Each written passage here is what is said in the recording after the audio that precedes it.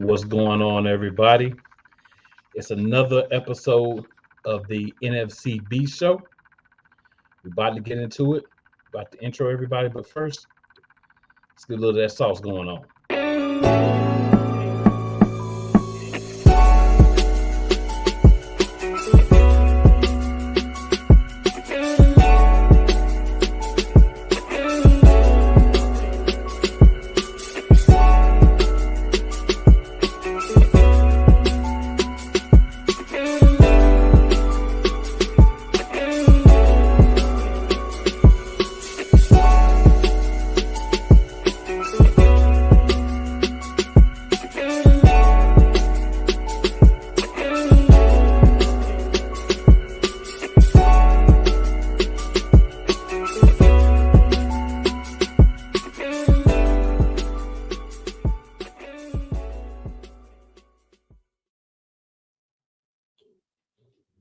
We back for the official intros. It's your boy Cool McCain, and I'm joined by my esteemed colleagues in the NFC East, or as we like to call it, the Beast.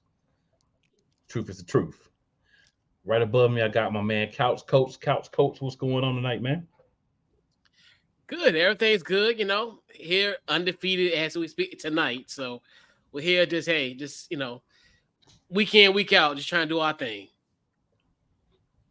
True that, true that, true that. And beside him, we got the silky smooth, big time. What's going on, big time?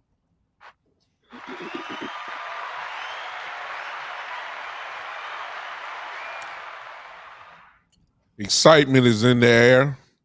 Big time is in the house. I don't have to say who I represent. It's so obvious. I really don't have nothing to say. I'll just say, hey, another week, another beat down. Facts are facts, right? And then below him and to my side, my fellow Eagles guy, Sam Shady. Sam, what's going on, man? Another great night. We got a 2-0 Eagles team headed for hopefully 3-0 after this weekend. Yep. And unable to make it with us tonight would be our Giants representative, but we're going to shout him out, my man Wise. And as of today, because I'm a little petty, the only team that's not undefeated. Just want to, we got to put the facts out there. So, guys, I wanted to add a bonus thing that I thought of after we got everything set up. Simple question. I'm sure everybody will be able to answer this with no problem. Do you guys still think, with the way that the Giants have performed this year, that we're still the best division in the NFL? Or are we being held back a little bit? Couch, we'll go with you first. I think we are. I think we just look at it from the standpoint of, even though the Giants in these 3 games, obviously you think about the week 1 loss to Dallas, the comeback against Arizona, which I think in essence kind of saved their season. And then we kind of knew what we were expecting on Thursday night. I think they have an opportunity to potentially turn this thing around. But this division will always, I think, not going in the future, but I think this year we'll have 3 teams in the playoffs. So, and it's one of those where the Giants, even though they're 1-2 on the season, they still got a legitimate shot. And plus they got, they're still a divisional opponent. So, in those games are always a crapshoot. So we never know. This team can get hot at the right time, to get hot in late October, early November, and make a run. So this team has, this is the best division in football, hands down, from top to bottom. Fair enough, fair enough. Sam, what about you?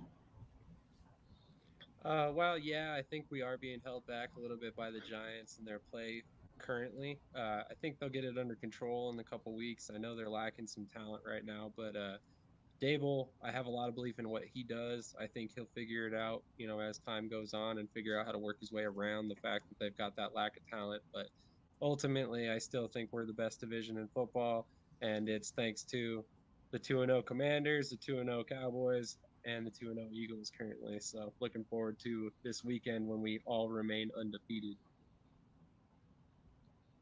I like it. I like it. Big time. I'll just take a different take just because what everybody else has said. I'm gonna say it's too early to tell. Because once we start beating up on each other, that's gonna kind of open things up a little bit, and we'll see. And then when we start talking about, I believe our division is playing the AFC East, where and all the other, I don't know everybody's schedule, but we talk, schedule is going to be kind of tough. But as of right now, I guess that's what you're saying. Cool. Kind of hard to argue three teams that are 2-0 in the division. I don't think nobody else has that. So, and even with the Giants, I don't want people to be kind of misled. The way we beat up the Giants, I knew they were going to come back and win. And just to show you, 0 points against us. Then all of a sudden, without Saquon, they put up 31. I mean, come on now. I mean, that's a tremendous difference. But as of right now, we are the best right now. Yeah, I mean, you guys have pretty much said it. Just the question was actually posed to me by someone outside of the division, so I figured I'd bring it to my guys here, and we, just discuss it real quick. For me, I think the Giants do have a win, right? So that's the thing.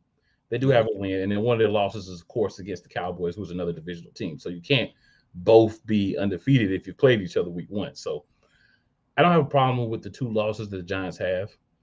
We said all along that we felt like the 3 best teams, this is what most people have said, in the NFC are the Eagles, the 49ers, and the Cowboys, whatever order you want to put them in. That's, you can do what you want to do, just stating what most people have said. So if you've played 2 of those teams in the first 3 weeks and you've lost both of those games, but you won the other game that you should win, I mean, I'm not going to really knock them. I will say, yeah, a little bit of I'd say a tad bit of I guess the word I want to use is a fall off for them, but more games for them to play.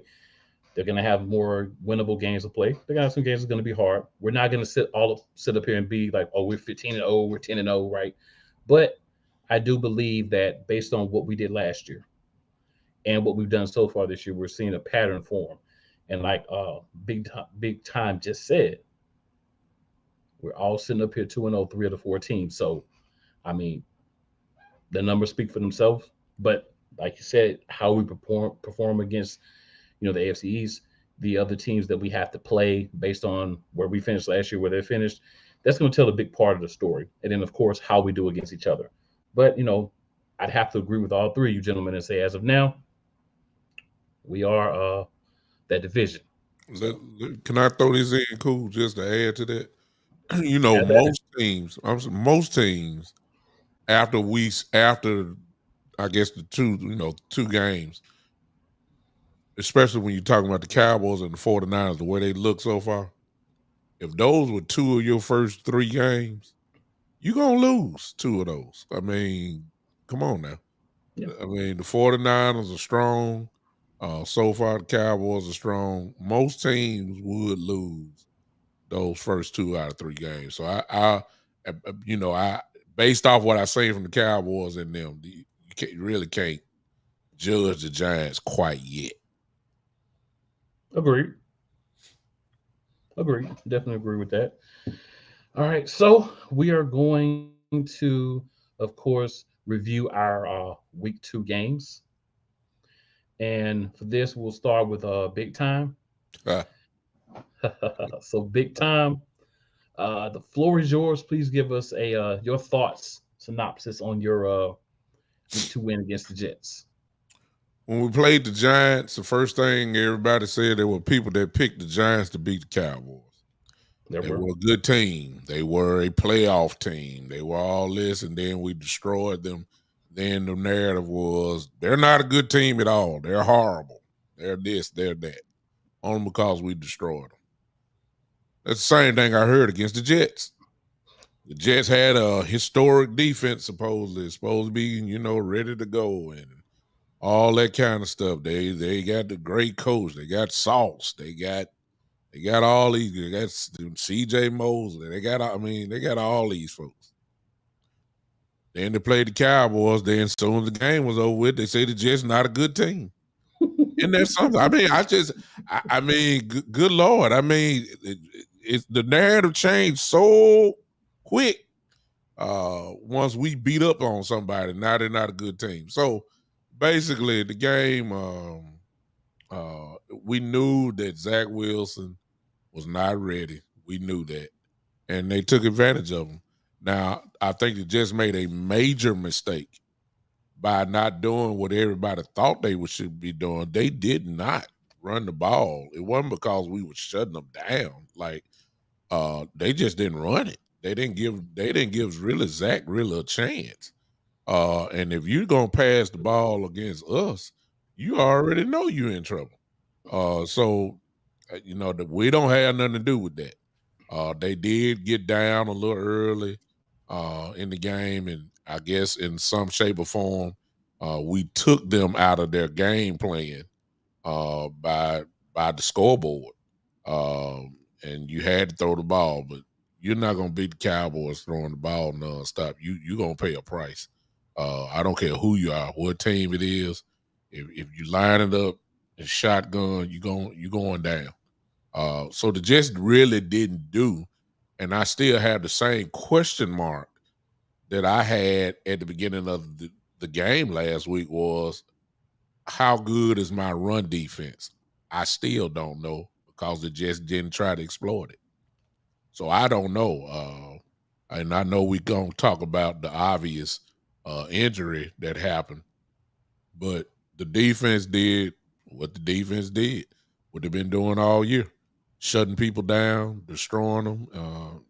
Offensively, more touchdowns. Dak had, oh my God, Dak threw 2 touchdowns with no interceptions. Didn't hear nothing this week. Against the Giants, they said he didn't throw a touchdown. He ain't seeing the field well. Now nobody ain't talking about Dak now. Ain't that something? Soon as we beat people, they ain't good no more.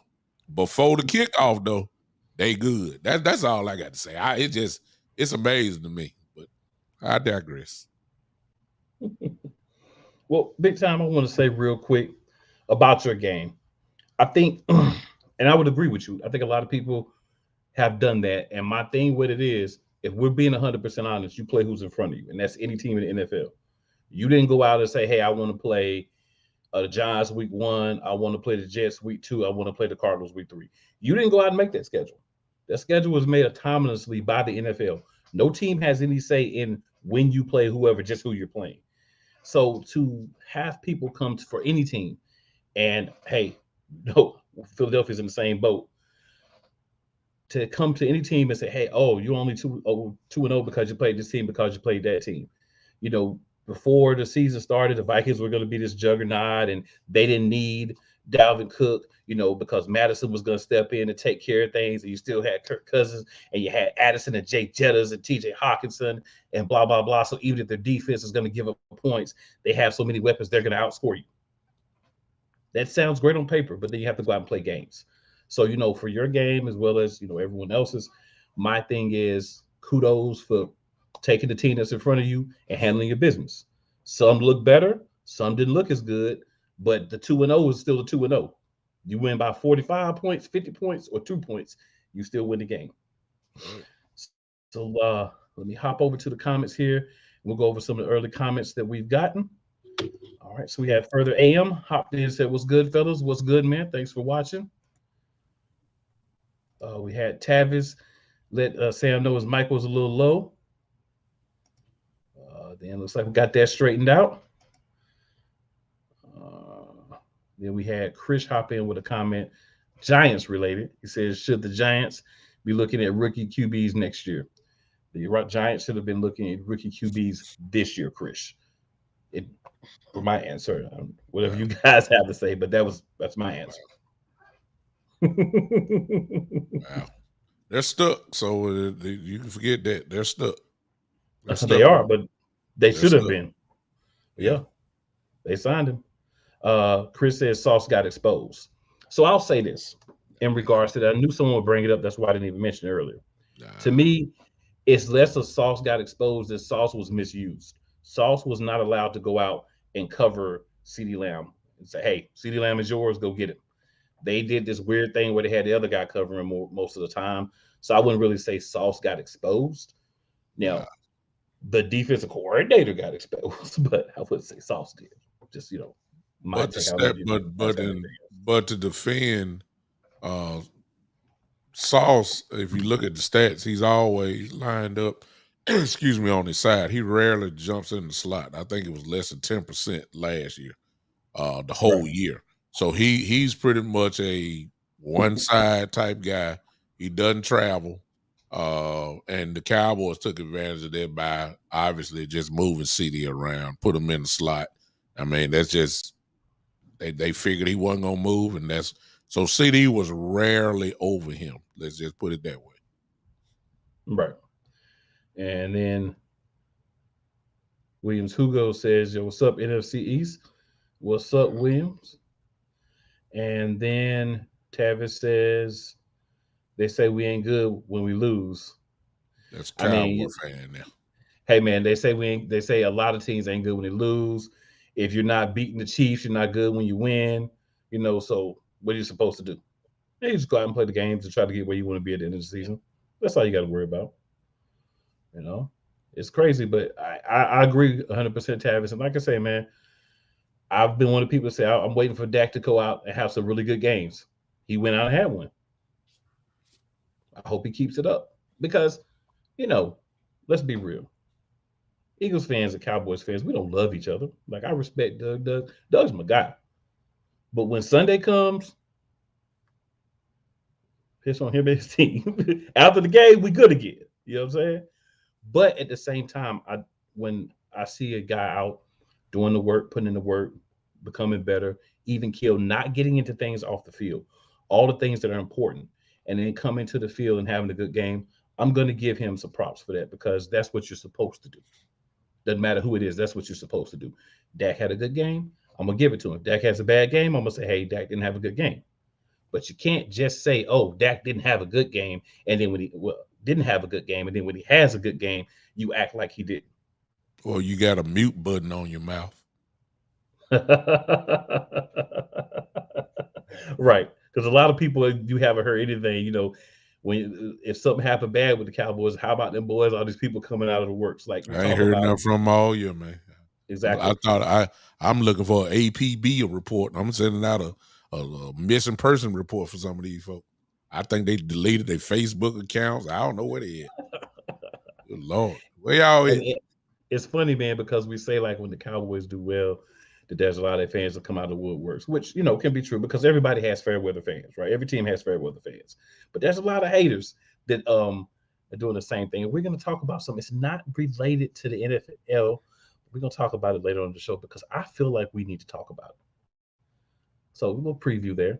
So we're going to hop over to our next review that we're going to discuss, unless anyone else had any thoughts on the Cowboys. Couch, Sam, any thoughts on the Cowboys game? Good. Okay. All right. So we'll hop over to the Commanders and the Broncos. So, Couch Coach, take it away. Talk to us about this comeback victory that your boys had on Sunday. Man, I'm really impressed by this team's effort. Obviously, this is our second year doing this, and I'll guarantee you, even if we were ever down 21-3 in the previous administrations, I'd be like, we lost the football game. And the fact that we was able to persevere, we got the turnovers that we needed. Obviously, Russell Wilson with a fumble, then Emmanuel Forbes come off a situation where he was burnt on one of the plays and then get an interception on the in the second half. Kudos to him, Sam Howell. He was poised. They made adjustment. Shout out to Eric Bieniemy, made an adjustment. You started seeing Brian Robinson doing his thing, open up their run game. Sam did a great job as far as throwing it downfield. Those screens worked to perfection. It's just, I'm extremely, extremely proud of this football team because it was to be down by 18 on the road like that. To me, that showed me guts. That showed me that this team will face adversity and they'll fight to the very end. I'm extremely proud, but the moment that really killed me, cool. I know I was gonna make it. That final drive, Russell Wilson. I still think about it. I still think to myself, This man had 48 seconds and 0 timeouts and executed a 7-play drive that led to a touchdown. And I mean, despite all that, we did persevere with the win, but that just showed you, hey, this team got to fight. So it's one of those where it's definitely a good confidence booster going into the next 14 games we got left essentially after tomorrow. So I'm really confident that this team showed some heart, persevered, they made adjustments as we all, if you followed us throughout the years, we never make adjustments, especially on the offensive end, and hell, sometimes not even on the defensive end. So I can feel in there something different about this team, and I'm loving it. Any thoughts, guys? I definitely have some thoughts on this game. Obviously, I'm a Denver native, so I was watching this game pretty closely. Wow. I was not convinced coming into this season that Washington would have anything at quarterback to worry about. And coming out of this game, they have a franchise quarterback. Zero doubt in my mind at this point. Sam Howell played amazing. He deserves his flowers for what he was able to do over the past 2 weeks. In 70 passing attempts over the first 2 weeks, this guy who's only started 3 games has thrown 2 passes worthy of being considered turnovers. So, I mean, that's unreal for a quarterback that young. And I mean, this guy came out of this game with an adjusted completion rate of nearly 90%. I mean, that is insane. I know they weren't necessarily pushing the ball downfield every play, but he definitely made a believer out of me in this game. And I think Couch Coach has a lot of happy days ahead of him with Sam Howell at quarterback now. Yep. I told him, hey, I told him, and everybody's like, I don't know. I told him, and cool, I always talk about because he used to be in your backyard, so they came to fruition. So yeah. Well, I've said to you before, and I've said on several shows, I think Sam Howell is going to be the guy, and then he's got the right guy to help him develop in Eric Bieniemy. And I think Big Time has something to say, but I just want to say one quick thing. Kansas City without Eric Bieniemy, it's only been 2 games, but this team does not look like the same team as last year. But Eric Bieniemy didn't do nothing on the team, right? He didn't call plays and he helped nobody do nothing. According to LaShawn McCoy, he didn't even need to be there. Doesn't seem like that's factual information so far. We can look at it through the season, but in a small sample size, they're looking a little sus, as our younger generation say, without Eric Bieniemy over there at Kansas City. It's all yours, Big Time. Mine's simple. Everything that Couch and Sam said is true. But one thing that they did not say is that Chase Young is back. Yeah. And I think I said it last week on the show that if that front 4 get back together, it's going to cause problems. There's no other way around it. And Young looked like Young. And if he looks like himself, then he's a big problem along with all the rest of them that's down there, and Sweat and Allen and I mean, my goodness, these guys can wreck a football game. Now they didn't quite do it the way that but again, that was Young's first game back. Come on now, I mean, can you imagine what these guys gonna look like maybe about another 6 weeks or so if they can, if they can stay healthy? Of course, they're gonna be a problem, and they got another name that you guys didn't say is, and the reason why I know because I was shocked to look down at my fantasy team, and that's Mr. Robinson coming out that backfield, who looks like he did last year, where he's consistently every game at least above 80 yards, and he's a bell cow, and I mean they have what they got pieces. You ain't heard Terry Mack name really a whole lot this year. You really just hearing, and that's coming. He coming. So yeah, he scored in that game as well too. Yeah, yep. Yeah. So these guys, man, they're going to be a problem. That front 4, man. Listen, I'm serious. I've seen teams with a defensive line that has that type of talent and that type of domination, I've seen them win Super Bowls. Now, I sure ain't saying Washington about to win the Super Bowl. I'm just saying I've seen it happen before. They're going to be better than what a lot of people thinking they're going to be. That's all I got to say. I do want to say there's one person, and Couch can verify for me on this, that did say that they felt like the Commanders was going to be a wild card team and make the playoffs this year, because I realized all they needed was that quarterback. They had the weapons. Defense has always been, pretty good the last few years, right? So you add a guy, he's still got to learn. I'm not saying he's in the Hall of Fame right now after a couple of games, but you can see the talent there. You can see he has someone that knows how to do one thing I've always said that you need to be successful. And that's, you take a quarterback and you say, I'm going to build a system around the quarterback. You don't take a system and then just throw a quarterback in it. You actually build the system and you mold and shape that system to what that quarterback's strengths are while you develop the weaknesses. And that's what the Commanders have done so far. And that's why they're sitting at 2-0 along with the defense, because he's not making mistakes. He's not holding the ball and taking sacks. He's not throwing interceptions. He's not missing plays. He's just taking what's there. And that's what you want. And his mental makeup. And that's one thing. And, we talked about this last year where the previous quarterback, I guarantee the Arizona game, he would have just slammed the tablet and went off. Or his helmet.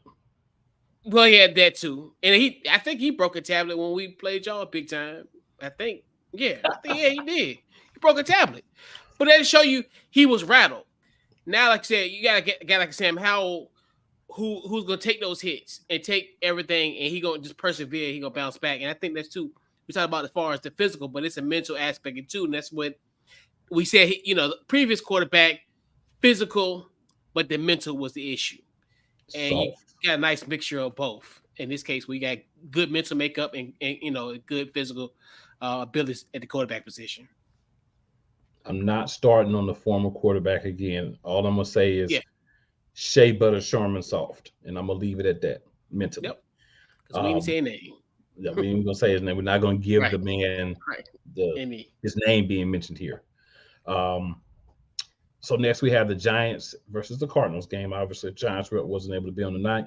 So I'll just open the floor if anybody wants to just talk about anything they saw or watching that game, watching the replays. Feel free to do so. I'll just start off because mine is simple. Like, if you get beat 40-0, like they did against us, and to come back on the road and put up 31 points, you listen to your coach this week. I don't care if it was against the Cardinals. If at the end of the week after we beat them, a lot of folks were saying the Giants are the worst team in football, and I'm like, dude, come on, man. They just ran up on a better team. That's just the bottom line. But they're going to beat the Cardinals. I picked them to beat the Cardinals from last week like that. But to do it on the road and to lose Saquon and still win, that was pretty good. And despite Darren Waller all of a sudden getting chicken arms and not catching the football, they found a way to win. And that was big for them, considering they were so low after week 1 to go on the road again. To go on the road for the first time and win there. That was big for them. We knew they weren't going to beat the 49ers, but we knew that wasn't, especially with Saquon gone. Yeah. Knew that wasn't going to happen. But to go on the road and win, they played, real tough opening schedule. Things will get just a little bit better for them. And I wouldn't be surprised if they start pulling off a couple wins. I mean, they can do that. Yeah. I think in my personal opinion, it saved their season. I mean, because you think to yourself, obviously, you lose in prime time, and then you go on a pretty much essentially a 2-game road trip where you're playing, road games in the first 4 or 5, what have you. But definitely saved their season, in my personal opinion, because you didn't want to go 0-3 at this point. So it saved their season, in my personal opinion. My big thing about this game is what's going on with this Giants defensive line. We all know they have a ton of talent, but not a single sack at all against Arizona. I mean, if you're not producing pressure against their offensive line, what are you going to do against Dallas and Washington and Philadelphia, where we actually invested in our offensive line on a year in, year out basis, and we're not, trotting out backups. Because essentially, Arizona, we all know they're more or less kind of throwing in the towel for this season so far. So, that's why we saw a bunch of their guys traded away this offseason, and you're struggling to beat them. Like, that kind of makes me question Daniel Jones overall, and really the Giants organization as a whole, quite honestly, right now. Yeah. The Giants are going to be an interesting thing to see all year, right? For me, they're going to be a year-long work in progress. You've got a lot of young guys or guys that are from other teams that you're expecting to come in, especially on the offensive side of the ball and make an impact.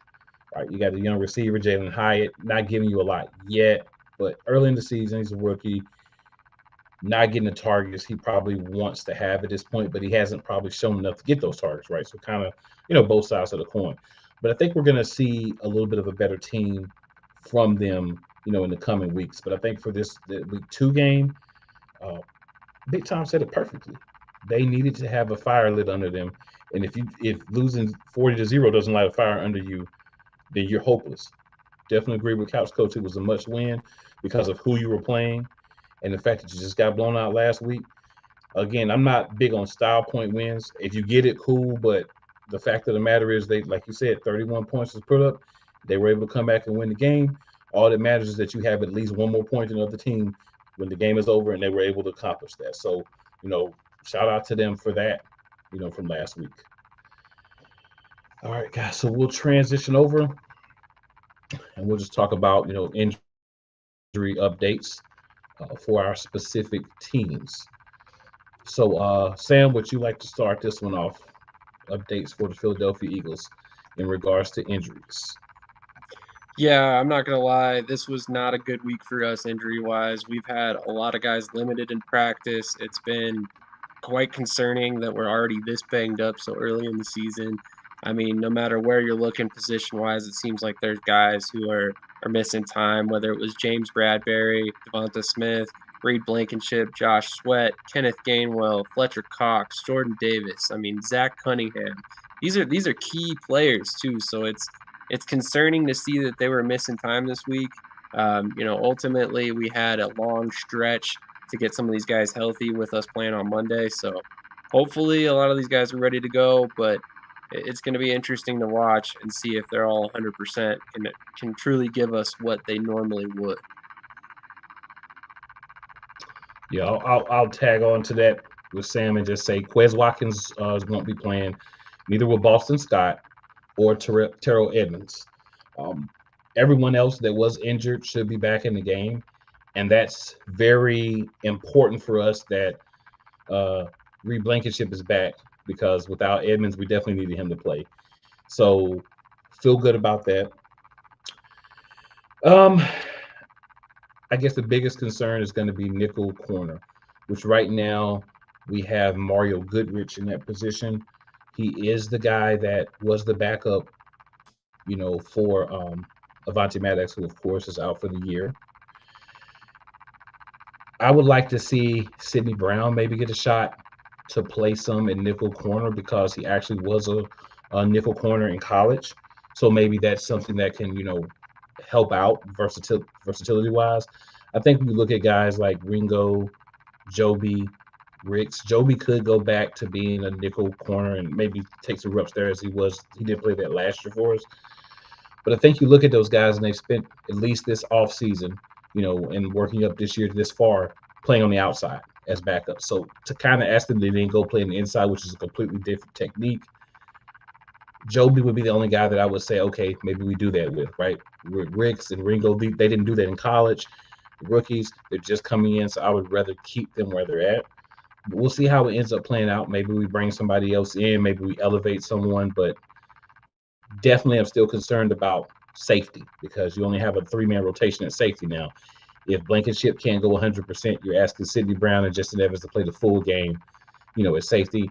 That's a little bit of a concern.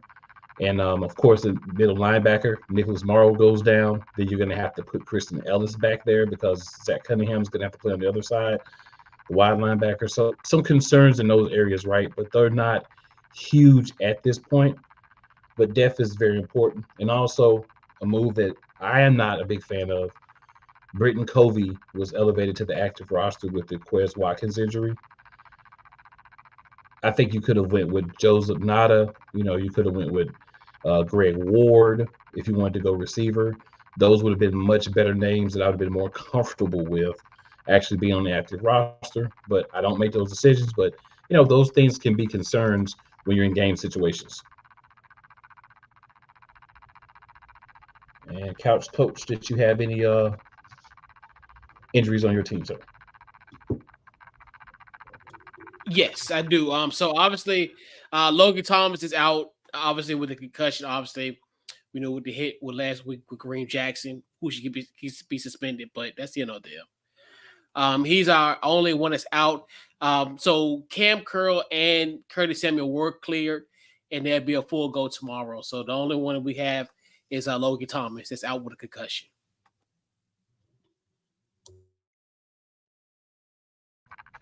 All right, Big Tom, what about you, sir? Well, everybody knows what the biggest one was, without a doubt. Trayvon Diggs is out for the season with a torn ACL. And considering what he means to our team and what he is, that's a big, huge loss. There was a report that came out today that, surprise, Tyron Smith is on the injury report. Don't know if he's going to play or not. Tyler Biadasz, who had a somewhat of a hamstring that was earlier in this week, look like all systems say that he's a go for tomorrow. But obviously the one that, as I said before, Trayvon being out, it changes things. We're still, we have depth without a doubt. Deron Bland will probably take a lot of those snaps, but even beyond him, we have depth there. So of course nobody is Trayvon Diggs. We all know that. We're talking about an all pro. You don't find all pros on trees. He's an all pro for a reason. So it is what it is. However, there is good news. Looks like Donovan Wilson is coming back this week. Jordan Lewis, who played about 12 snaps last week, obviously now probably will have an increased role as a slot corner, which is where he'd always played. Hopefully he can handle that. He just coming off injuring himself with his foot. He was on a pitch count last week. But obviously now things got to come up just a little bit. But Trayvon will be missed, no question. But I think we still going to be dominant as we are right now. Because the thing that nobody didn't get hurt was from our pass rush. So as long as I got my pass rush, I'm good. Yeah, I hate the Trayvon Diggs injury, man. I'm not by far not a Cowboys fan, but I hate to see a guy that's really coming into his own and becoming a really good player, And when I match up against Dallas, anybody, Commanders, anybody, Giants, I would like for you to have the whole team so we can see best versus best, who's better for that game. Unfortunately, we won't have that opportunity because of what happened, but hope he has, a full recovery. He's able to get back and be the player as good or better than he has been so far. So, want to make sure I put that out there because everybody wants to say all the time the Eagles fans are just so nasty and we'd be happy when people get hurt. That's not even true, man. It's not even true. Oh, I saw a whole lot of them, no cool. It Well, wasn't you, but not all of them. How about that? Ooh. I was trying to slide them in there. I didn't know if maybe your mic wasn't gonna turn on real quick. I can get my I saw all the NFC there was some that celebrated, but that's neither here nor there. We don't even pay attention to people like that. Yeah, that's not something you ever celebrate, man. Never. Definitely. So Tavis says facts. He was talking earlier about our conversation about how good Sam Howell's looking right now. And then we had Williams, Hugo hop in and say Commies versus Broncos was a fun game. Definitely was. A lot of scoring. And he says, and Washington is surprising me this year. I wonder if they can make any real noise. I think they may be able to do a little something. I think so. They got a shot. They got a good shot this year. And then Tavis Banks says Eric Bieniemy got how different. Antonio needs touches. I can't argue with either one of those points. And then let me try to see if I can do this right. What it do, big time? Cue ball. All right. And then Mr. Williams says, what's good at cooling everyone? Mr. Williams, what's going on, man? Appreciate you checking in as well. And then we have Eastside Harold who says, darn, Kareem Jackson still in the NFL. Then he says, different Jackson. Hey, it happens, man. It happens. Yeah. All right. So we'll move on here, guys. So unfortunately, we did have a Thursday night game this week that featured an NFC Beast member. Excuse me. We've alluded to it already, but just want to throw it out on the floor. Let everybody, if there's anything you want to say about the specific game. We had the New York Giants, unfortunately, had to play the San Francisco 49ers in Santa Clara. Thursday night football, not a pretty thing to watch. Big Tom said it best earlier. If you had to play the 49ers or the Cowboys, especially early in the season, two of your first three games, you're probably going to be 1-2, and that's where we're seeing the Giants sitting right now. They fought, but just, they got outfought. They got beat down, but they didn't give up. But they got knocked out. They didn't have a chance. No, they didn't. They couldn't get them off the field, to be honest with you. And to be fair, everybody's like love to say next man up and stuff like that, but it's a difference between Saquon Barkley and your next man. Yeah, Matt Breida. Come on. You have to be fair, and you at the same time, you could categorize and say, "Oh, you making excuses for him." No, I'm just stating the facts. There is a difference between Saquon Barkley and whoever is next on the depth chart behind him. There are some players that just cannot be replaced or duplicated. It's just a difference. Saquon is one of those guys. He was not there. And so the Giants really aren't. You can't. There's old saying, you can't run the race without the horses. You can have the same uniform on, but Saquon not there. So based off that, you knew what the 49ers were going to do. They were going to beat them up as they did, and they did what they were supposed to. So I really ain't giving the 49ers no credit at all for doing what they were supposed to do. I was shocked that the Giants stayed with them. It looked like for almost 3 quarters, and then the Avalanche fell. And it goes back to, I don't know if that was Couch, or Sam. Somebody said it. Whoever brought up the New York Giants defensive line, because see, ain't none of them hurt. It ain't nothing. Look, Thibodeau is not hurt. Williams is not hurt. Lawrence is not hurt. And they ain't done nothing. They didn't do nothing against us. They didn't do nothing against the 49ers. Now, I didn't look at the Cardinal game, but the Cardinals scored. The Cardinals scored against them. I'm just saying this was, before the season kicked off, they were predicted to be one of the better defensive lines in the whole league, to be honest with you. They ain't playing up to that label at all. So everybody want to point the offensive side and all that, but they were, if I'm not mistaken, weren't the Giants last year ranked in the top 10 or top 11 in total defense last year? They were that good last year. They was a top 10, top 12 defense in the league. They're not that this year, and they supposedly got better. So I got a problem with what they're producing defensively right now.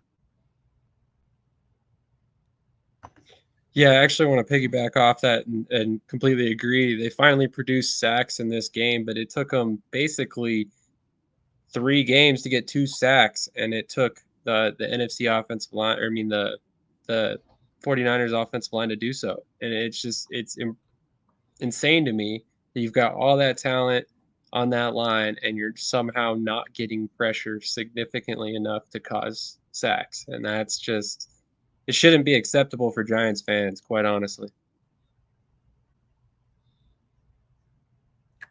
Yeah. There's nothing much else that can really be said. The Giants have some work to do. Wink's got to figure out how to use those guys correctly. I think the two rookie corners is really a struggle, right? And I mean, coming into a season and having two rookie guys be your starting corners, you're kind of putting yourself in a position where those first couple of games are going to be ugly. Because no matter how much your pass rush, how good your pass rush is, if you are able to train your quarterback to say, hey, you're playing this team, there's a good line, but if you can get that ball in the air going in the direction of the receiver pretty fast, we have a good chance to make plays. And I think that's something that's been happening to the Giants. It's also something that's been happening to the Eagles. Those teams that have those really good fronts, but you know that there may be struggles behind them, you just speed up your reads. You cut it down from 3 to 4 reads to 1 to 2 reads. First or second read, you got to get rid of it. And I think that's what we're seeing happen. And because the Giants have that weakness to start the season, it doesn't matter how good it doesn't mean that those guys will not be great NFL players. But as of right now, their weakness and it's being exploited. 100%. I also wanted to throw out there, they didn't even attempt to run the ball, really. 8 attempts by running backs on the day. I mean, you can't do that against that defensive line for the 49ers and that pass rush. You're asking for your quarterback to get killed all game long. And let me add to that. Unless somebody think that Daniel Jones is Superman, I look at him as Clark Kent. Sorry. You got to know he ain't that guy. He's not that guy. So why? What you say? 8, Sam? 8 times? Yep. I mean, come on now. That's horrible game planning. And I will say this: I understand if they were down big like they were to us. It took to the third quarter before the game finally got out of hand. They were in the game, and you only ran the ball 8 times. That's not smart game plan. Definitely not at all. All right, so we got a couple of more comments here. So Shady Sports says he's still with Denver. Tavis Banks asked why isn't he signed? I think those kind of came in just at the same time. And then Eastside says Shady McCoy said Purdy's the best QB in the NFC. So, I'm glad he brought that up, right? My thing is, Purdy's played not against very good defenses. Let's say that, right? He's played against defenses that he should be able to get off against, right? This is the same thing as saying Shedeur Sanders is the best quarterback in college football through the first 3 weeks. Not thinking about it that, but through the first 3 weeks. We understand that doing some good things, looking good, but what happens when the challenges come?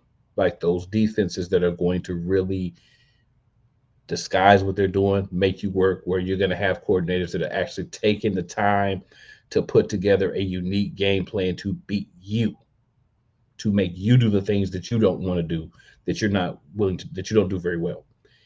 I don't think Purdy's faced that yet. I'm not here to say, oh, Brock Purdy isn't a good quarterback. I'm not here to say Brock Purdy is trash or anything like that. I'm just saying, let's hold off until we see him against some better defenses, until we see him against some teams there. He has to really go out and actually win the game. It's easy to throw. It's easy to sling the ball when there's not really a challenge. Let's see what the challenges come. Then we'll know how good he is or how bad he is. Let's add to that, Cool. Have at it. But the way we don't want to add is you. I'm really saying the same thing, and it's gonna sound strange to my Cowboy fans here, but Brock Purdy is almost in the same class as Dak Prescott. And what I'm saying, even though I think Dak is better than he is, but Brock and Dak have almost the same quality, and that is you get to hide behind all the other talent on the team. You got the Brock Purdy has Christian McCaffrey acting like this 10 years from those 6 years ago so far. Christian McCaffrey is looking like, I mean, long as he's getting 130, 140 yards a game and they're able to get 4 or 5 yards a pop, it's easy. He also has the defense as well. You get to hide behind that because they're not going to give him a lot of points. When he does throw the ball, his routes, even though he looked good Thursday, but I mean, who don't look good against rookie cornerbacks? He usually throws little run after the catch type routes for his guys. That's what Debo did. Debo made him look good with all the breaking tackles he was doing. It was just short passes. Kittle is a mismatch by himself. And so when you got all of this working, same thing with that. You got somewhat of a running game. You got a defense. The game is not dependent upon you. And for 17 weeks, I said the same thing about Jimmy Garoppolo when he was the quarterback at San Francisco. 17 weeks. But guess what? Maybe in about 3 or 4 of them weeks, the game is going to have to fall into their hands. And then we'll see what they really made of. And that go for my quarterback too. That goes for every quarterback in the NFL, right? Well, I'm saying there's some quarterbacks who are proven. You want the ball, the Patrick Mahomes, we already know he's gonna kill you if he had to throw it the whole lot. It's a lot of quarterbacks like that. But for the quarterbacks that get all this credit, and they get to hide behind 22 to 26 attempts a game. You see what I'm saying? Yeah. And those are the quarterbacks that sooner or later it's going to have to happen when you're going to have to enter to that 35 to 38 times a game. And then we'll see what you really made out of. I like it. Couch Sam, any comments? Yeah, and I think it's just early. That's one thing too. We got to realize he hasn't even played a whole season yet. So it's kind of it's like putting the cart before the horse. Like, yes, granted, like you said, like Big Time said, because if you have a day where we have to throw the ball 40 times, that's going to be different compared to half of that. So that's one thing too, where he doesn't have a situation like you say. He has a great running game where you got like Christian McCaffrey. If that opens up, then you do the same thing for Debo. So it's like he got great things, and also mentioned he got a great offensive line as well. So it's kind of one of those where San Francisco has had a knack, especially in the Kyle Shanahan era, of developing these type of quarterbacks to pretty much do the bare minimum in a sense. So I definitely think with him, I definitely want to see if there's ever going to be a situation where the reins will be taken off of him and he's going to like unleash freestyle and what have you. So the verdict is still out. Right. And they're not going to do that because like it's a proven form and a proven thing is a proven. But like in the event if Callum leave or, what have you, and he gets no quarterback, new coach, then that's where I'll be really intrigued. And like you said, if he becomes a guy, and it's not going to happen, but I want to see him throw it 40 times and see how his completion percentage is and will he turn the football over and what have you. But, it's too early to tell.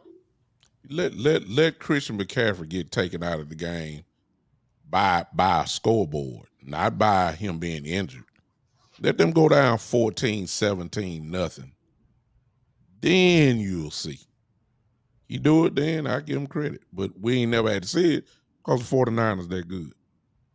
Yeah, because they've always, and it's the phrase because they dominated from the jump. They established that tempo early, but there will be a time where that's going to be different. Yep. Sam, anything? Honestly, I think Brock Purdy gets a lot more hype than he really deserves. I mean, like Couch said, he's a system quarterback that found the perfect system for him. I mean, let's be quite honest. If the 49ers believed in him as much as they do now when they drafted him, would he have lasted to the last pick in the NFL draft? No, he would not have. There's a reason why he was picked where he was at. He was not good enough to be picked any higher at that time. He, again, fell into a great situation, which has made him look a lot more NFL ready than he truly was. When in reality, most of the games he's played, he's been primarily a game manager supported by amazing talent around him. So, with that being said, I do think he's going to someday get that test that Couch said. I don't think it'll be this season unless it's absolutely necessary. But eventually, I think he'll step to that challenge. I just don't think he's at that point right now. Now, that does not mean he won't get to that point. It doesn't mean he's not the future of the franchise for the 49ers. I just don't think he's there right now, is all. Fair enough. I just want to quick shout out to BS3 Network. If you have Roku TV, you can go search for BS3 Network. You can check this and many other great shows out on the BS3 Network, as well as their Facebook page, as well as YouTube. We'll of course talk about the wonderful places we can find us here at the end of the show, and a couple more things that we have on the agenda for this week, gentlemen. We have a comment here. So Eastside Harold says CJ Stroud's top 5 in passing yards, FYI. Appreciate that, Eastside Harold. And if I didn't look at big time, I would have been able to pull it off. But I looked at big time. That was my mistake. All right, so we're going to hop into the previews for week 3. So we'll go in sort of chronological order when the games are played. So we'll start off with the Commanders versus the Bills. Couch Coach, the floor is yours. Talk to us about this game. All right. Well, this is pretty much, I think at this point, will be the Commanders' first true test to see what the team is really all about. I mean, obviously, you wonder what Bills team will you face? Will you face the Jets? I mean, the team that they lost to in Monday Night Football against the Jets, where Josh Allen turned the ball over 3 times, interception-wise, he did not fumble recovery. So he had 4 turnovers in the opening game against the Jets. Versus last week, where he had a great game last week. I think I think he had 3 touchdowns in that game. He fed both his 2 tight ends, Dawson Knox and Dalton Kincaid scored as well. So he kind of spread the ball over last week. I think my biggest concern, especially now, considering the fact, if you look at Dallas, not Dallas, but different game where offensively, they had our way with us in that first half. And I can definitely see where you look at their tight ends, I think could definitely play a huge part for their success, for Buffalo's success.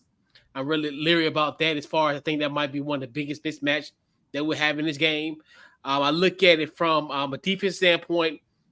I think one of the keys definitely going to have a situation where the defense definitely going to have to get pressure to Josh Allen. I know last week we had 7 sacks against Russell Wilson. Same thing got to be here, because you want to have him in a position where he's uncomfortable, and it's going to force him to make bad plays.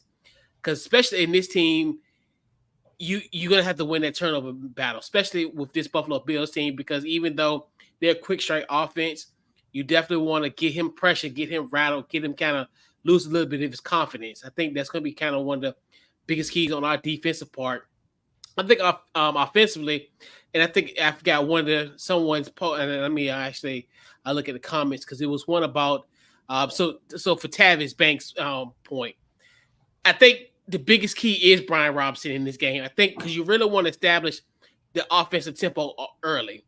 I think if you can establish that, especially, I think that's going to be really conducive, especially with those screenplays where it's going to make the Bills second guess. Like, okay, is this a run play? But then they see Sam Howell kind of throw a screen, and it can get some big yards and kind of keep the Buffalo Bills offense off the field. So it's one of those things where this is going to be a big test for this team. Definitely want to see their resolve. Definitely come from last week, obviously, with that win. And just curious what Buffalo Bills team that we will face tomorrow. I do that. All right. So, anybody have any thoughts they want to add to that? I have an overwhelming feeling that this is the game where the vast majority of the public start looking at Washington as a legit contender. Because I think they're going to come into this game and they're going to smack Buffalo in the mouth, and they're gonna take a victory this weekend, I believe.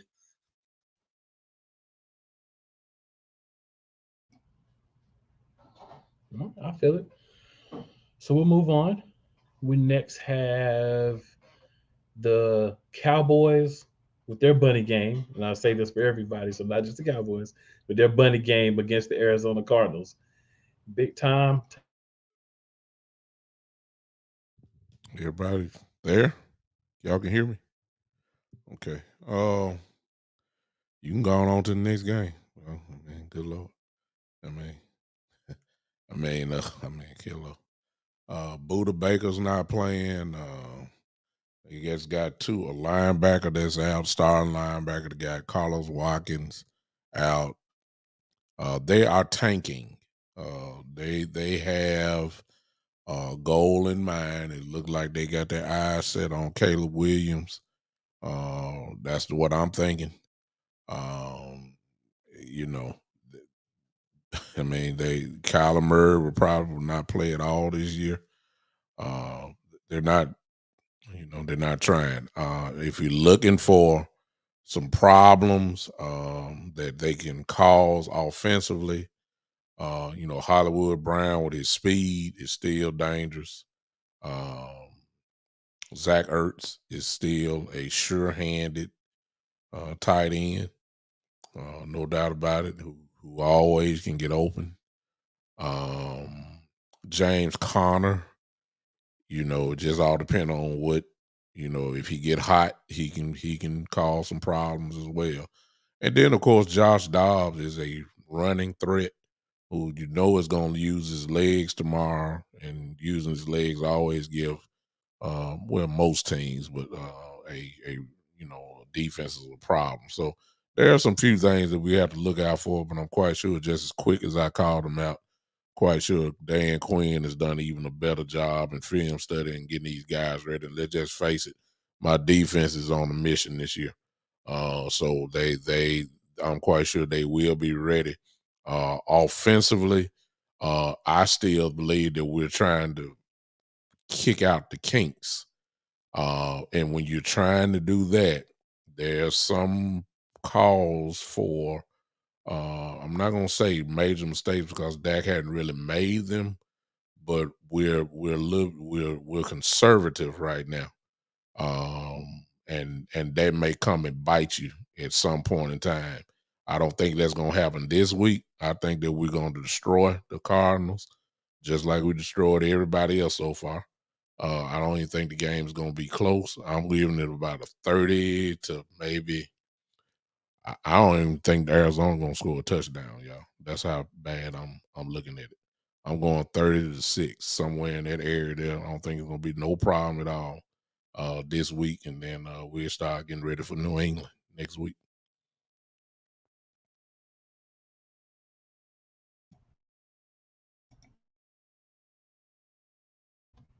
So we got a few comments here. So Tavis Banks says Kaiser White versus the run. He's their best defender. Probably what they have left. You're probably right. And Dennis Gardick versus Terrence Steele. And then I'm not even going to say this name. I'm just going to put it up here. We're going to say Victor D is another good dude too. If Tavis is saying that, number one, his nickname in the podcast world is Keystone Cowboy. So he's a Cowboy fan just as I am. So what he is, Tavis is the one that if you want to know about a college football player, that's what he does. He is a college football guru, and he watches ton of film. So when he says these three names here, you might as well put a little stock into it because he's already done his homework. That's the kind of guy he is. That's my brother. I'll tell you this: you don't have to tell me about Kaiser White because we had him last year in Philly, and he was a solid defender for us. But we don't value linebackers, so that's why he's gone. All right. And speaking of Philadelphia, we'll go ahead and get to the third game here, unless anybody else has any comments on the the Dallas game. I mean, I don't think there's really much else to say. They're playing the Cardinals. You cannot convince me. If you were to go in the future and the Cardinals win the Super Bowl and you come back and like, bruh, the Cardinals win the Super Bowl, I promise you, I still wouldn't believe you. This is the worst team in the NFL, and Dallas is not going to lose this game. So, yeah, we'll go ahead and move on to the Eagles versus Bucs. All right, so, Sam, we're going to start with you all the time. So, Sam, Eagles versus Bucs, what you got? Well, I gotta say, as an Eagles fan, this is a matchup that concerns me in terms of their defense versus our offense. Their outside linebackers, Joe Tryon and Shaq Barrett, might be two of the best equipped players that play outside linebacker to contain Jalen Hurts. That paired with their front three, with Vita Vea, PJ Hall, and I'm blanking the other end at the moment. I think it's Golston. But those three guys up front, as long as they can hold their own and fight off the double teams with, Levante David and White back there, this defense in the front seven in particular is extremely prepared to stop Hurts. And that is a big concern for me in particular. They're very good against the run as well. So if they can slow down Swift and contain Hurts, this could become a long day. I'm not saying we won't still beat them, given their cornerbacks are not the greatest in the world, but it ultimately looks like a really good matchup on paper in terms of their front seven against our front five. So I'm definitely concerned about that. Their offense, on the other hand, does not concern me right now. It looks like Mike Evans has one foot out the door. He's not really prepared to play against a guy like Darius Slayer, James Bradbury, and really dominate like he used to. Godwin has done a whole lot of nothing so far this season, so I'm not scared about him either. And their rushing attack isn't much to speak home about. So outside of the fact that I think Baker Mayfield has played pretty well given what we all expected from him, I do think this ultimately ends up a win. But again, that defense really does concern me. They could definitely create some havoc in this game. So Tavis does say good looking out, Bishop. And I tell you, man, when Big Time Lodge, when Big Time gives you props, I'm listening. Like I'm not familiar with his work, but if Big Time give you props, I'm listening. I'm gonna have to slide on over and check you out. But I'm opposite. I'm actually the opposite of you, Sam. I believe we always have to be concerned offensively because of that donut we have currently in the middle. Right now, safety and linebacker play is subpar. They are getting the ball caught all over them. So all you have to do, if you have any common sense, and you're a team facing the Philadelphia Eagles, is you put Mike Evans in a slot. Right, you move him around. You get him in positions where he's not matched up against one of those two top corners because they're not going to travel. They're going to play one side of the field each, and then they're going to leave the nickel corner or linebacker or safety to take care of who's in the slot. So you can get mismatches for Mike Evans, and if Whack and Cheese and primetime Kirk Cousins can get big days statistically against us, I think Baker Mayfield has the opportunity to as well. Rachaad White is going to be a non-factor, I believe, because we only allow 52 rushing yards a game. So I think our front seven, maybe even in the run game, is going to kind of do what they're supposed to do. But my big concern, like I said, is Evans, Godwin, Trey Palmer. You put in Raheem Jarrett, Devin Thompson. You can put in Cade Otton, Cole Keith, David Wells, whoever you want at slot wide receiver, at tight end. As long as you match them up with the middle of our defense, especially when we go zone, that's a concern so far. Hopefully Reed Blankenship coming back and some of the other guys that were injured will help fix that. But Mario Goodrich has to prove that he can hold up in a nickel corner as well. So that's another concern. So I'm more concerned about how many points they can put up. I think offensively, we have the tools. We have the line where we'll get some plays. And sarcastically speaking, Sam, we don't really have to worry about containing Jalen Hurts because they're just going to run him up the middle, right? They just want to run him in the middle of the defense so he can get hurt. So why are we worried about what they have on the outside? No, but seriously speaking, you do make some points about offense, but I think we have enough that we'll be able to get points, but they'll come at a premium. They won't just be we're marching up and down the field, scoring touchdowns every drive. I think we'll have to settle for some field goals. We'll need to just get points on every drive. If we can get at least 3 points on every drive, or most drives, 85% of our drives, I think we have a strong chance of winning this game. We may not get the turnovers like we did the previous week, so we're going to have to actually match up and play against guys. Those are the things as of now that are concerning. Some guys that are new to playing the way that they're playing, and a new coordinator. So other guys are also new to terminology, some of the different things. And again, we're missing our defensive quarterback. He's out at least 2 more weeks. So those things can make a difference. So I think defense is an area where we're going to struggle for the next few weeks. Hopefully, when we're talking about struggle, we're not talking about what we saw the first 2 games. Hopefully, we get some improvement there. But I think this is a game we ultimately win. But I think this is another game where all of these doubters of our quarterback, and a lot of them are within our fan base still, they've been lurking. They're back now that, we're not playing as well as we were last year. I think this is a game where they have ammunition, but ultimately we still get a win. Yeah, I would completely agree. I don't expect this to end up being a loss. Like I said, I'm concerned about the matches on that front seven is all. But primarily, I'm pretty confident we come out of this with a victory. Yeah. And we were going to discuss who we think is going to be our biggest matchup, right? We can quickly say that if you guys would like, it's cool.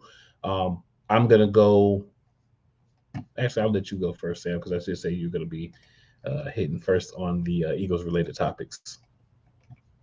Sounds good. I mean, if we're looking at individual matchups in our game in particular, I'm looking at Shaq Barrett against. Or saying like moving forward, like what's going to be our biggest game moving forward? Yeah. Okay, you'll have to give me a minute to look at the schedule because honestly, I totally misinterpreted that question. Are you good? You ready, Couch? Yeah. I mean, my answer's simple. Next week against Philly. I mean, to me that's litmus test for us because obviously we got the test against Buffalo. Regardless of what happened, it's not going to help or hurt us in a sense. We want to see what's going on in this division because obviously, you got to win some games in this division, especially being on the road in Philly, and that and then couple with a short week after that. Yeah, it's Philly next week. Big Tom, what do you think is your biggest game coming up after this week? Contrary to what a lot of people may think, what I'm getting ready to say is not week 5, it's week 4. Okay. And that is New England. It's not the San Francisco 49ers. The reason why I'm saying that is because I really do believe I still have the same question. How good is my run defense? And Right. I believe beyond a shadow of a doubt, week 4 against New England, we're going to find out because Stevenson and Ezekiel Elliott, they're going to try to get him the ball for the game. I believe that there's going to be a concerted effort to run. And then I'll find out. And that will just give us a kind of like an appetizer for what's going to happen against the 49ers in week 5. But that's really my only question mark as of now. A lot of people may say, well, what about the pass defense? Well, as long as the pass rush is there, the secondary is going to be there because you're going to have to get the ball out quick. Bland can pick it off. I'm not really just worried about that. I'm really worried about what my big boys in the middle. What are they like? Marjorie Smith over there laughing on the sideline. I ain't seen him play. He's on a pitch count. Hankins ain't really been in there a whole lot. Olsey has 3 sacks this year. He good for pass rushing, but can he stop the run? And this is the same guy that was on my team last year. So New England is going to test us in there, and I know he is. So that's what I'm looking forward to. All right, so I'd have to say probably the Dallas game when we're in Dallas. That specifically in particular concerns me. Dallas obviously looks like a juggernaut this year. I'm kind of surprised they've come out and honestly dominated their opponents as well as they have so far. And honestly, they were always going to be our biggest threat in this division this year. And quite honestly, like I said, they're coming out looking a lot a lot hotter out of the box than I expected this year. So definitely Dallas, and it comes at a key time given the fact that it's early December. So, I mean, we're going to be in that playoff push deciding who's going to be the top seed coming out of the East, and I think that's going to be a really important game. I'm looking at October 22nd, 8:20 p.m. When the Miami Dolphins come to Philadelphia. The Miami Dolphins, in my opinion, are the best team in the AFC. If Tua is healthy, I think they're the best team in the AFC. Now he goes down, then we got some discussions and some thoughts to have. But I think that's going to be a big game because it's going to be, I think, our biggest challenge of the date. And I'm not overlooking the game the Couch Coach is talking about next week because that is an important game. But I think when I'm thinking about big, I'm thinking about, man, we got a chance to play at least arguably one of the top 3 teams in the AFC. I mean, I don't think there's an argument, but just for the sake of argument, I think that's the best team in the AFC. And how we match up against them, what we do against those receivers, how we handle the defense, how their offense handles our defense. Those are going to be some things to kind of look at and some things to take note of. And it's rather, it's coming off of 2 rather easy games after the Commanders game that we should win no matter the outcome of the Commanders game. Because in between that Commanders game, we got the Rams and the Jets. We go to both of them, but the Rams could be a little bit of a problem if we're not careful. And we let those young guys that they have just kind of go crazy. I think it's a winnable game, of course. And in the Jets, we should beat them unless they do something different at quarterback. So that was that. I did have one other quick thing that I wanted to talk about happened today, and that was Colorado took a pounding. The Colorado Buffaloes, Deion Sanders' college team. So I understand we're NFL show. We're talking about the NFC East primarily, but I want to get you guys' thoughts on the loss, the tackiness of the Oregon coach, players, fans, and just any thoughts you had, around the game, around what Coach Prime has been able to accomplish so far in Colorado. I'm glad you brought this up because I've had a lot of thoughts on this. Obviously, again, I'm a CU Buffs fan for the last 2 decades plus. So I just want to throw out there, over the last 20 seasons, we've had three years where we had a winning season. Okay, so expectations were in the basement when we came into the season. I didn't care if we had Deion Sanders. It didn't matter who the coach was, and nobody expected us to come out of the box 3-0. These were the games that we ultimately expected them to lose. Oregon's a great team, great coach. They honestly were quite overmatched for our team, and I mean it showed. That's why we didn't even put up a touchdown. So it was unreal to watch the dismantling of Colorado after how good they've played. But at the end of the day, I never expected them to go undefeated. In fact, I would be happy with a 500 season at this point, given that it's Deion's first year. For us to have expectations for him to go out there and beat a team like Oregon, which has been established for many years, I don't think was fair expectations in the first place. And then as far as the speech for Oregon's coach, this is probably going to sound like an odd take come from me, but it's on point. It's on point. Deion Sanders is out there trying to create clickbait type articles and stuff like that by what he says, what he does, because all of that hype is going to pay off in the offseason. Where do kids want to go? They want to go to the schools that are being talked about. What team is being talked about more than CU right now? I don't have one off the top of my head. So this is only going to help Deion this offseason when he goes to continue building this team into the winner it can be with him here. And I honestly think we're going to end up with an amazing recruiting class this offseason because of what he's already done in Colorado. People are going to see the progress. They're going to realize that he's come a long way, and they're ultimately going to jump on board because they think that they can be that X factor to bring the team to the next level that it needs to go.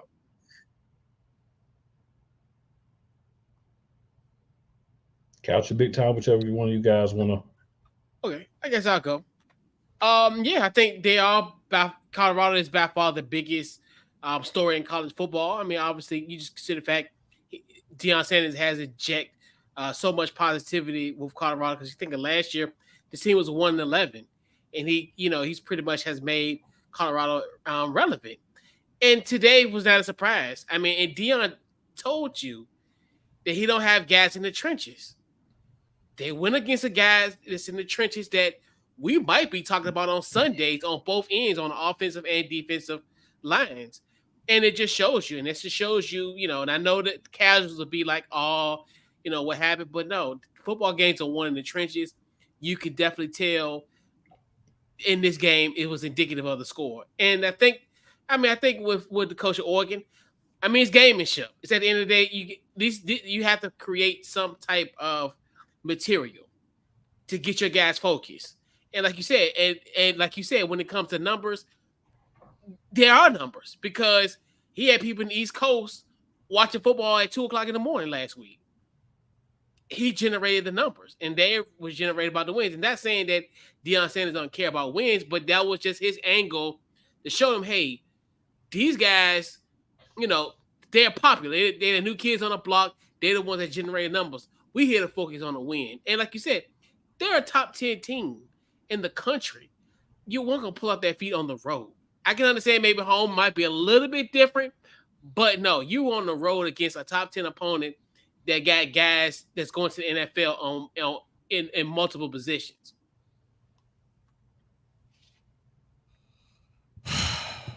Where do I start?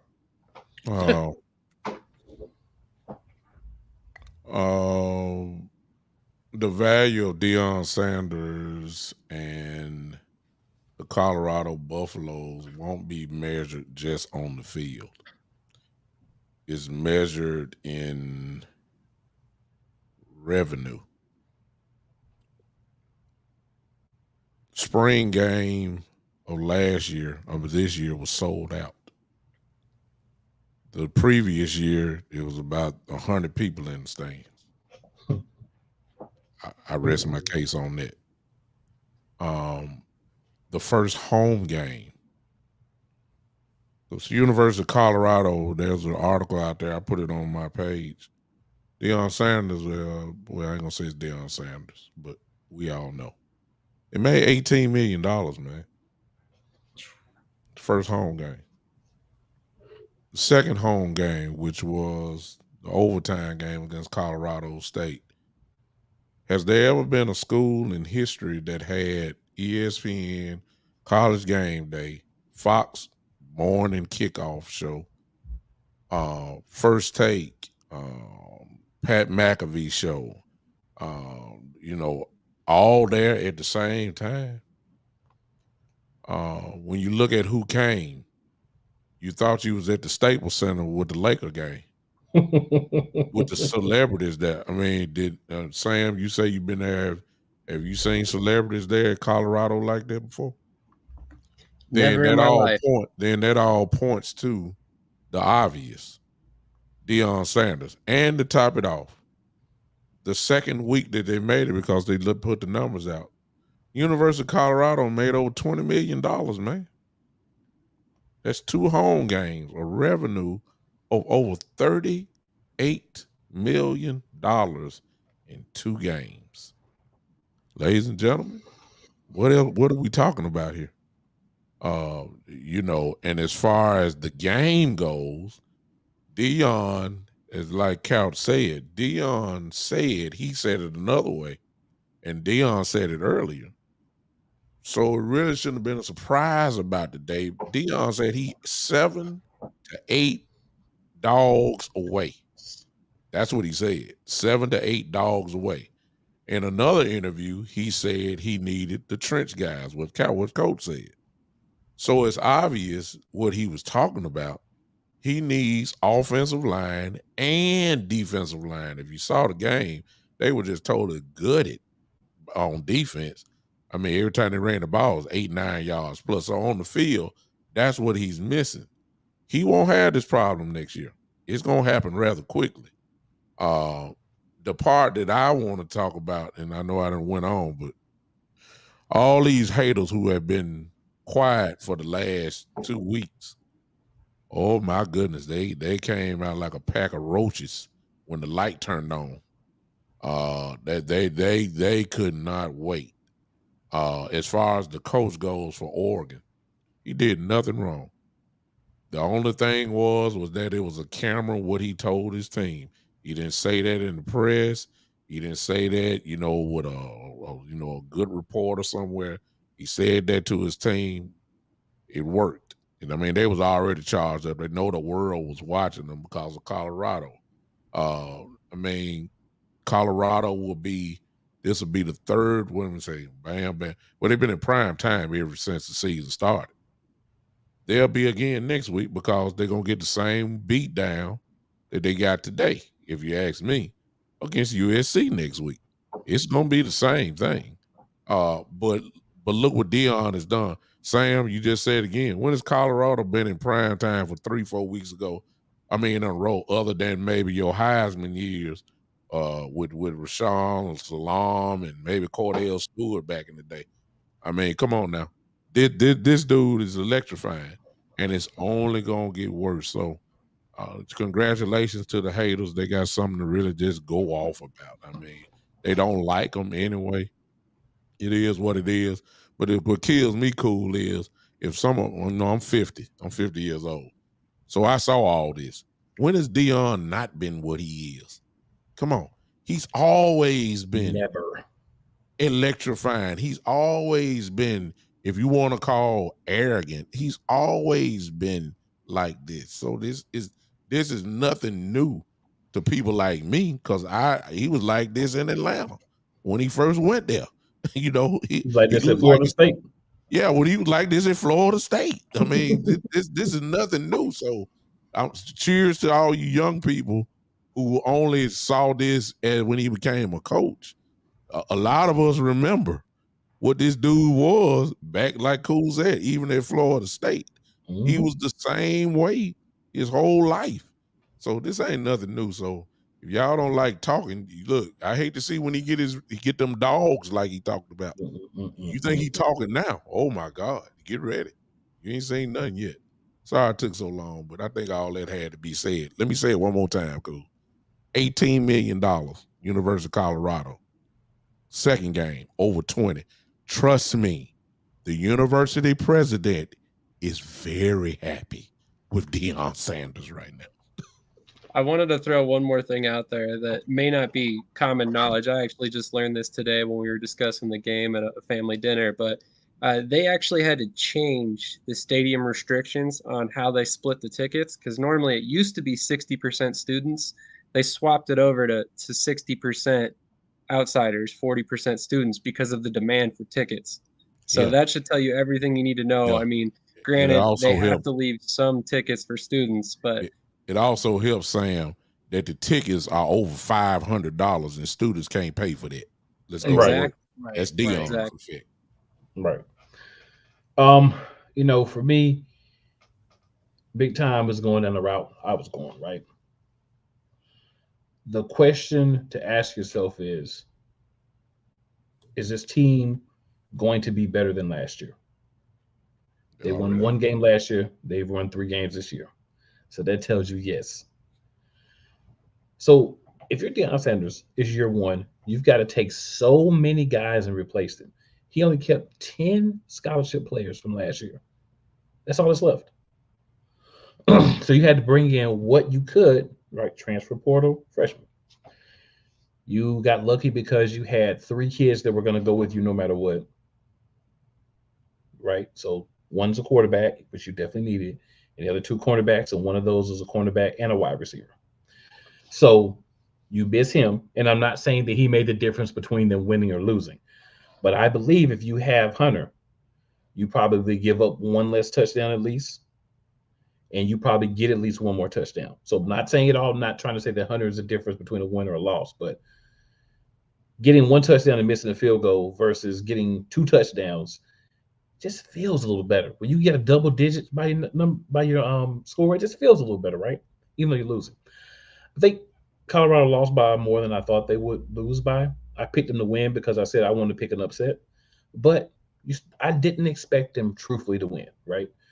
Because you look at Oregon, and Oregon was poised for this game. They were ready. They clearly had the better talent, as everyone's talked about in the trenches. You build a team, offensive line, defensive line, and out. But if you can't get those guys, then you have to build all the other things and work on getting those guys.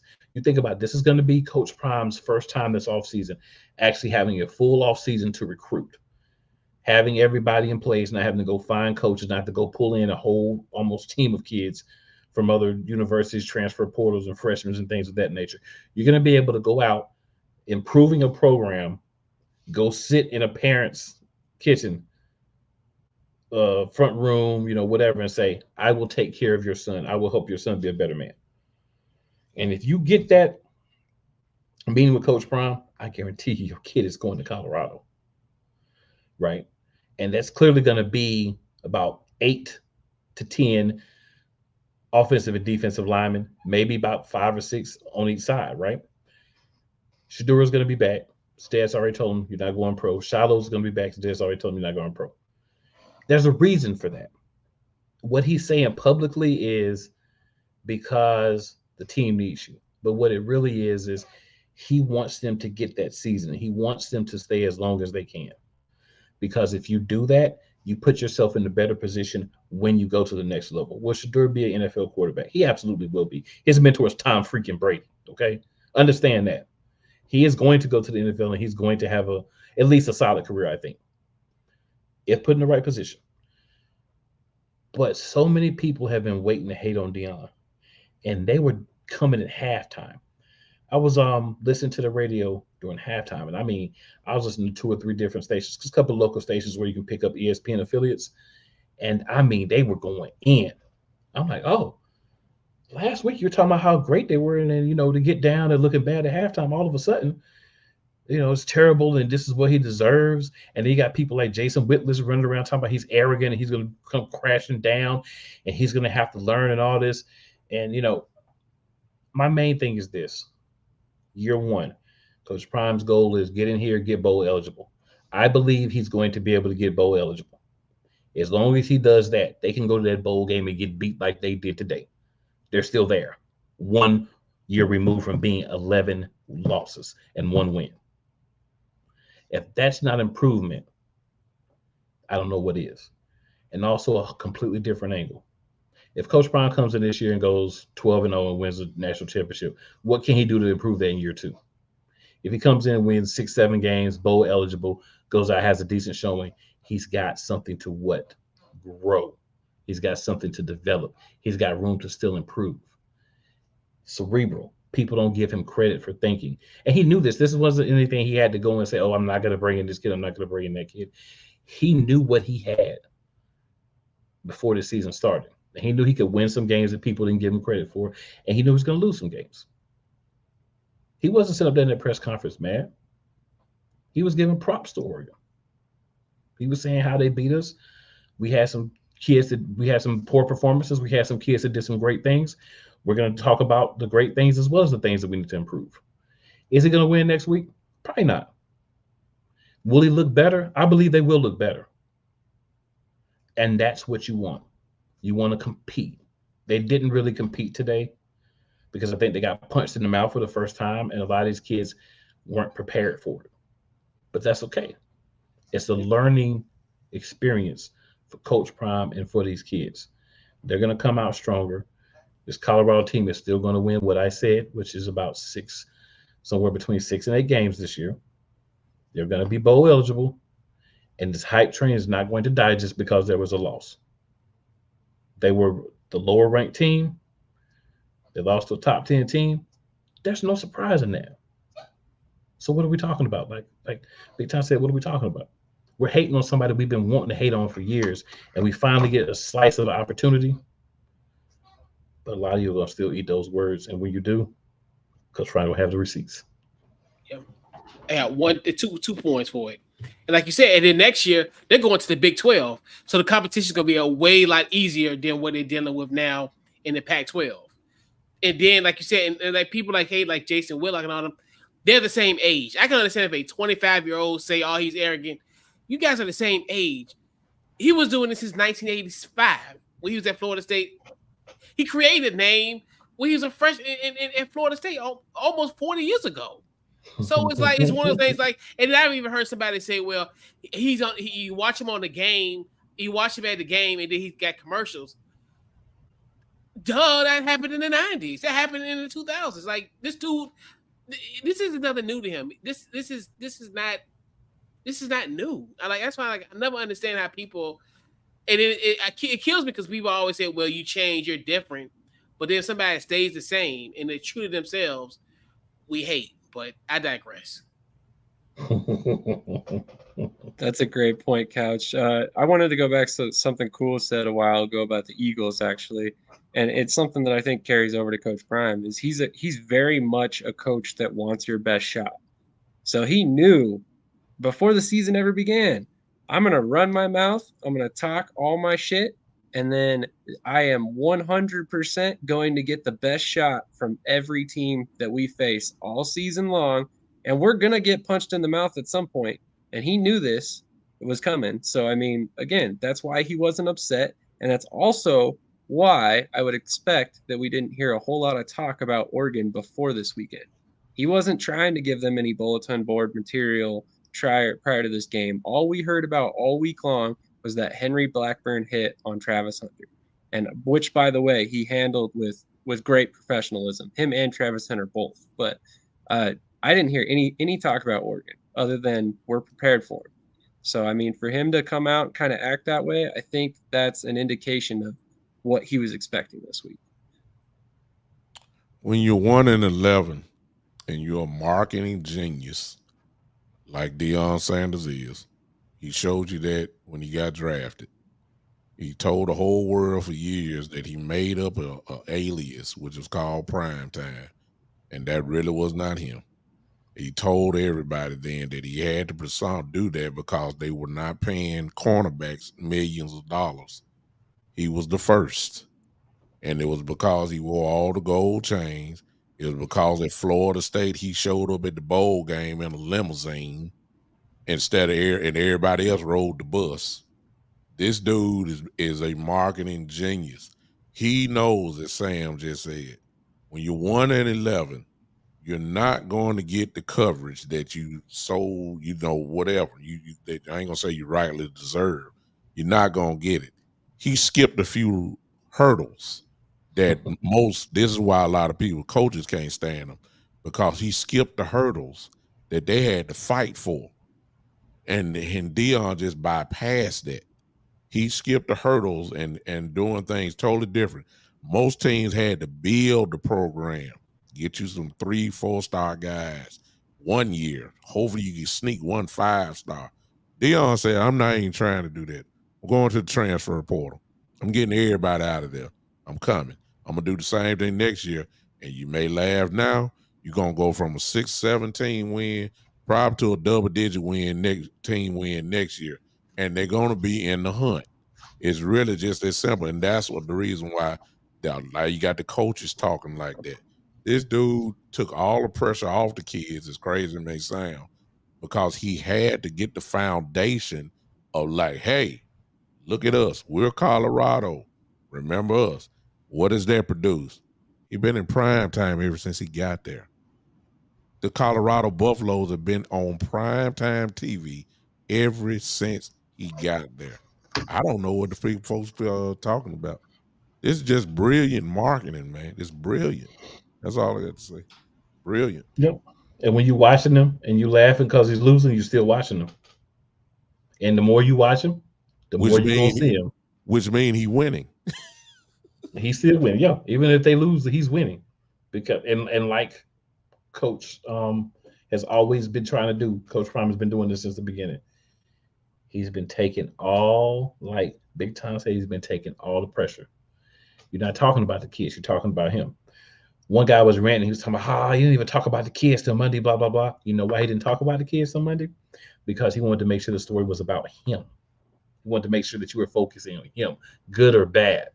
They can go out there and do whatever they want, free as a bird. Because if they play bad, we're not going to talk about them. We're going to talk about their coach. If they play good, we're not going to talk about them and boost their ego. We're going to talk about how the coach is arrogant. Everything surrounded on the media attack is about the coach, not the players.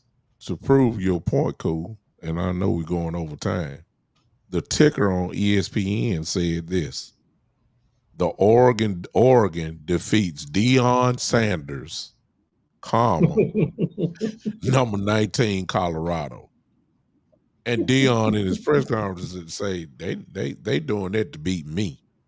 The kids are just free. So a lot of people thinking they did beat Deion today. So it is what it. Deion said, I ain't playing no more. He said, I got a gold jacket, which he does. You'll call it arrogance. He said, if I'd been out there, it'd been total dominance. That's what he said today. So Deion got 8 toes. He ain't out there playing for nobody no more. You know what I'm saying? Come on. Too soon. Too soon. Too soon, man. Too soon. Hey, man. Great show, guys. Love when we can get it. Just talk about a sports which we would have been able to incorporate Wise into this as well, man. But I get it. Sometimes other things happen. So we'll go around here. We'll start with you, Sam. We'll just go around. Everybody, just let everybody know where they can find you, man. Then we're going to get up out of here for the night. Absolutely. So you can check us out on the Shady Sports Network YouTube channel, where you can see this show every Saturday. We got basically daily content coming out, trying to get to the point where it's almost 24/7 for you. Also, check us out on the website. I've been doing weekly previews about the Denver Broncos, which I know is not NFC East team, but trying to work on getting media credentials for the Broncos. So you gotta do a little bit more coverage there. But definitely check out shadysportsnetwork.com. And then, again, check us out here every Saturday. And make sure you subscribe to every one of these channels, because these guys make great content. And unfortunately, not all of it comes out on my channel as well.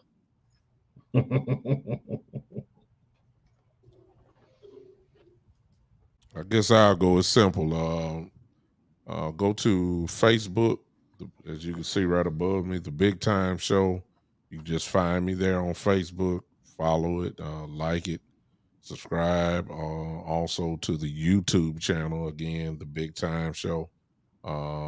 Just simply follow it and subscribe. I got plenty of other places, but don't worry about that. If you get these two, I'll let you in on everything else. I'm on all your digital podcast stuff, all that. But just go to the main two, the Big Time Show, either Facebook or YouTube. You can follow me there. All right. So pretty much my podcast, Couch Coach Live, you check that out every Wednesday, 8 o'clock Eastern Standard Time. Pretty much social media, Facebook, Twitter, X, Couch Coach Live. And then also check out my Washington Commander-centric podcast, Commanders in the Chat, every Thursday, 9 o'clock Eastern Standard Time. That's Commanders ITC on social media. So couple of places really would like some assistance from you guys, man. If you're watching, if you see the replay, you see us on BS3 TV, wherever you see it at, right here below me, go to youtube.com, type in @Eagles Elite Podcast. Really would appreciate likes, follows, and definitely subs. Also, youtube.com/@ Play Call Sports Talk. @Real Play Calls. That would be very helpful as well. We talk all things basketball and football. We do mix in some, other things, some professional wrestling every once in a while. Some other things we'll, shoot at you as well. We can go directly to our site, playcallsportstalk.com/live. And also take you to YouTube, where you can see our good information at, man. We've got something pretty much every day but Sunday on there, right? And I am doing this at the behest of my co-host. Mr. Sam Shady has not graced us with his presence yet. Wednesday night, 8:30 p.m. EDT for Eagles Elite Podcast. Just check out everybody here. Seriously, though, a lot of great content, man. Even if you're not a fan of a specific team, you can learn a lot about a team by watching content creators who care about that team. Couch Coach, that man cares about the Commanders, right? He's going to give you the real information. You're going to be able to listen to that and understand what the Commanders are and how they work. Big Time, I don't even think I need to tell you this, but Big Time, this man has me watching Cowboys content.